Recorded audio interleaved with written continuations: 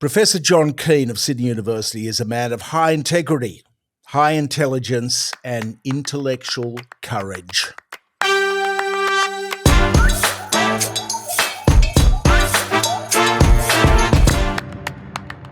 And so it was this week that Rupert Murdoch's genocide promoters of the Australian newspaper have just done a hatchet job on him on behalf of the Zionist Israel government lobby. John Keane symbolises the rising tensions across the globe on university campuses such as Columbia and the many university campuses in the US over Israel's genocide of the Palestinians in Gaza.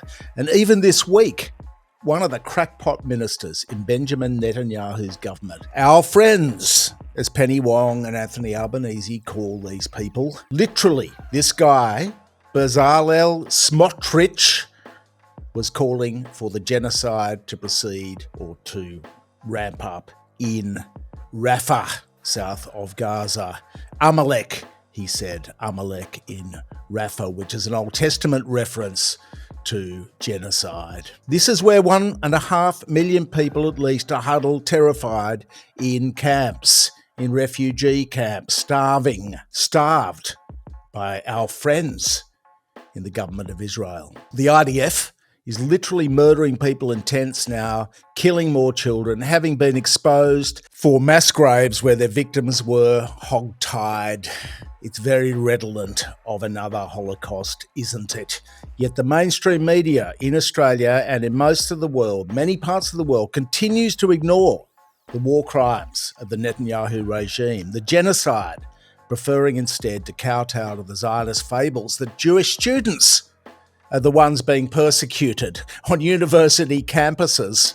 It is simply not true, and it deflects from the Holocaust going on, the crime of the 21st century in Palestine. Instead, Australians like John Keane are being doxed, muzzled, repressed professionally by the supporters of Smotrich, these Zionists who, incidentally, are subsidised by you and I because they have managed to get charity status. They get government handouts in the tens of millions. The playbook is quite simple. Label, dox, deny any opponents of the government as terrorist supporters, as Hamas, as Nazis, as fascists. Of course, it's exactly the opposite of what is going on, but claim everybody who does not agree with your position on Israel as anti-Semitic. Same deal in the US. The price now is police arresting for freedom of speech students on campuses, for freedom of speech and freedom of assembly. And these are literally many Jewish students too. Jewish does not mean Zionist. And it's the same culprits every time. It's the anti-Semitism racketeers or publicly subsidised charities such as the Australian Council of Executive Jury, the Anti-Defamation Commission. The worst, of course, is the Australian Jewish Association, who literally spend their subsidised cash on promoting a one-state solution, on cheering on the illegal settlements in the West as well as the war crimes in Gaza. They are a foreign agent subsidised by Australian taxpayers. Check out this one this week. This is the pinnacle, where the AJ says that Hitler Youth rallies are afoot at Sydney University. Hitler Youth rallies at Sydney University, they claim, publicly, and we're funding this. There's no evidence whatsoever of even one Jewish student being persecuted. This is not about persecution.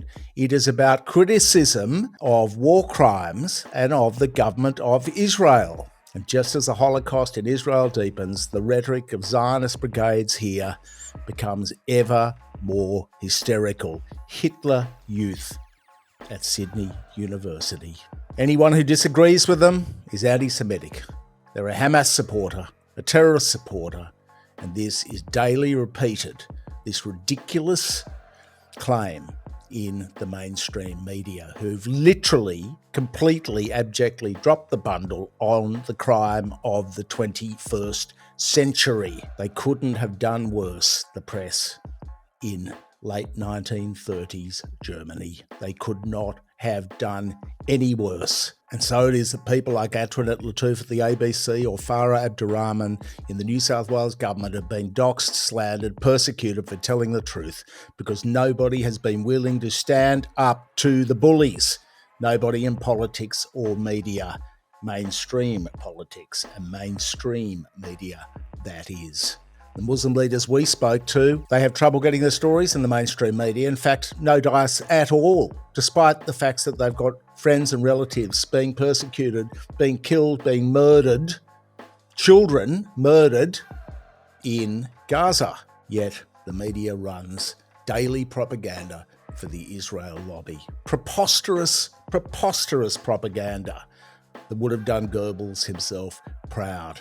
It is vital to note these people do not represent all Jewish people. Good Jewish voices, such as the Jewish Council of Australia, they're drowned out by the Zionist racketeers peddling their victim narrative and peddling fear. It's all about making people scared of losing their jobs and not being able to pay the mortgage. Make no mistake, this victim narrative, while real crimes, the crime of the century, is being carried out in Gaza, this victim narrative is not just deflecting, it's deflecting from genocide. That's what these Zionists and their agents in the press and politics are responsible for. Do they not have blood on their hands? And so now they're calling for John Keen's head. Anonymous complainers, many of them in a pile-in on Keen, to make everybody else scared that they should not try to tell the truth as well.